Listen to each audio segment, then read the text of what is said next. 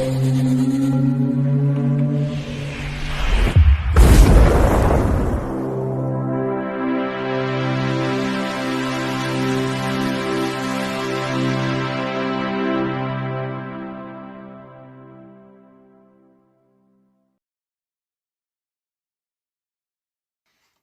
Bayek, it's me, Ian.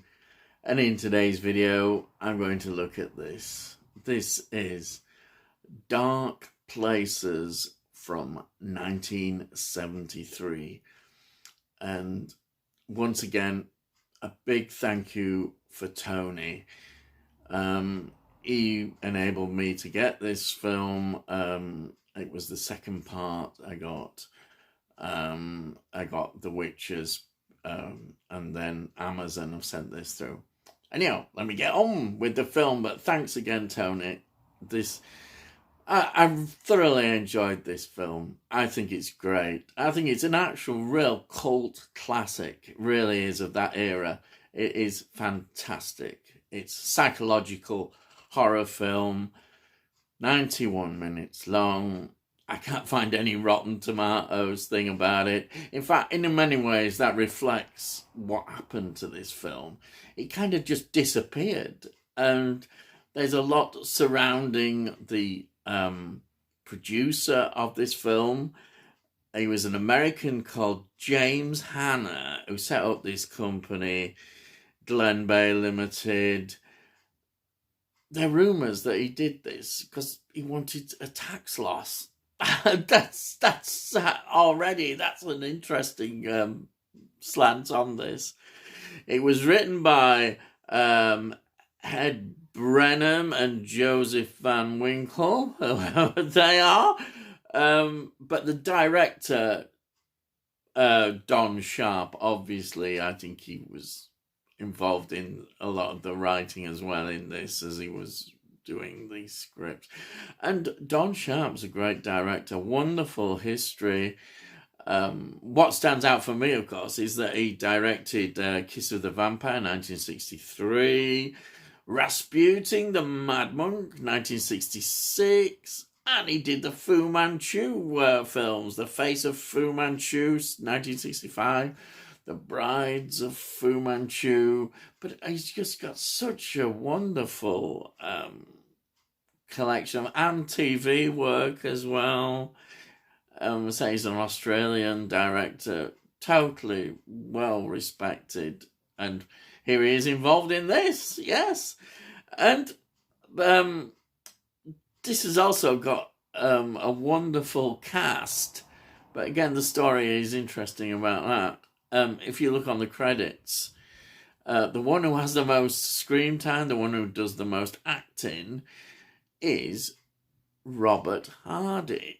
He plays Edward Foster and also Andrew Marr. It's a big role, but he's not given the lead credits. I think it's, as they say in the documentary, it's because he's seen not as a film star. He's a TV star. He's seen in films as a supporting actor, but here he is. And by heck, he doesn't have to give a wonderful performance in this role. But the ones who have sort of smaller supporting roles are considered the big film star names. And of course, it's headed by Christopher Lee, who's extremely workaholic, busy, and popping up in all these films in this period. He plays Dr. Ian Mandeville, and then his sister is played by the wonderful Joan Collins, Sarah Mandeville. She's fantastic. They're all fantastic in this film. That's what I love about this. All the acting is great. And then we've got Herbert Lom, who's again appearing in all sorts of films in this period. He's famous, of course, with the Pink Panther films, but he's loads of sort of horror films he started to be involved in. For me, of course, it's Asylum, 1972. He's in that and he's brilliant. And then, of course, I always forget this, but he's in one of my all-time favourite films, The Dead Zone, from 1983. Yes, he's an important part of that film as well. Yeah, fantastic. a great actor. Then, if we look at some of the smaller roles on, is also interesting. We've got Jane Birkin, who plays Alta, and she was really well known at the time. Wow, I was looking at her filmography. I think well-known films for her would be the Agatha Christie films, Death on the Nile, 1978, Evil Under the Sun, 1981. She's also got a sort of singing career. She's a very interesting actress. Yeah. Jane Birkin there, and then we've got Jean Marsh, and she only plays a couple of scenes or so, but she plays Victoria, and of course Jean Marsh, well known, certainly in British TV. I know in terms of Doctor Who, appearances in Doctor Who, but Upstairs and Downstairs, which was a massive TV phenomenon, she was part of that. So it's good to see her. And then, of course, we've got another Doctor Who connection.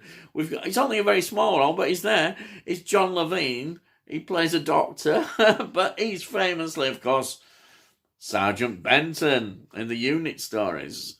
Yeah, I mean, this is what makes this film so interesting. And you kind of are puzzled of what happened to it. The fact that it just didn't really get any publicity. It kind of disappeared. And yeah, it's such a great film. It's a wonderful film. The story, as I say, revolves around the death of Andrew Mars, this character called Andrew Mars. And he he sort of gives the house to Edward Foster, who actually is a patient at this asylum.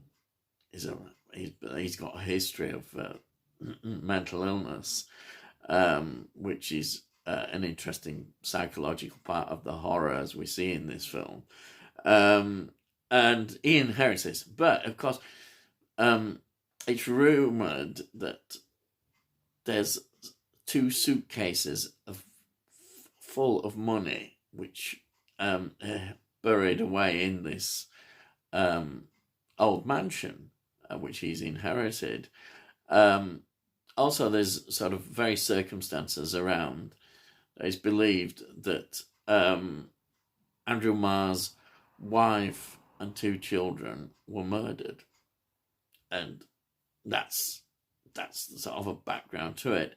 But then into the mix we have these other characters. We have the Doctor, Christopher Lee. He plays Ian Mandeville, and then his sister Joan Collins, Sarah Mandeville. And then we've got Herbert Lom playing Prescott, the solicitor.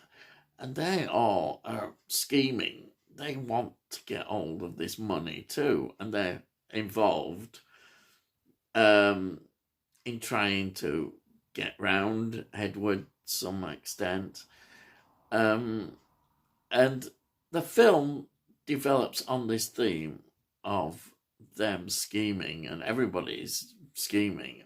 But Edward, well, he's starting to hear voices. The whole mansion is starting to almost talk to him, if you want to put it in that way. The atmosphere, and it's his disintegration. And then we get the parallel story, because he starts to relive Andrew Mars' character and what happened in the past. So we get then seeing the 2 parallel stories work together, and increasingly Andrew Mars is taking over Edward's consciousness, and that's how the film develops, and it's beautifully done. It's really I don't understand why this film has not been well mentioned, but thank heavens that now we can enjoy it, and it's getting a lot of recognition because it's beautifully filmed, and it's filmed in an old asylum in Uxbridge, and it fits perfectly. The dilapidated, eerie atmosphere. Who knows what's gone on at these kind of places, and that just even adds more to the film, which is used as the mansion. Unbelievable! It's just, I just love it. I mean, it's still in my head how good this film is. It is. It was released on DVD in 2006, and now it's been given, well, a deserved recognition on this Nucleus Films release. Number 10 it is on it's 2022. Highly recommended. It really is. This is a fantastic film. The extras are great, honestly, and the documentary, fantastic. It was there's loads of good extras, and you just fantastic. A total perspective on it. So I really enjoyed this. I recommend it. It's exciting. It's wonderful. Oh yes, a must see. Definitely. Yeah. Right. So that's it.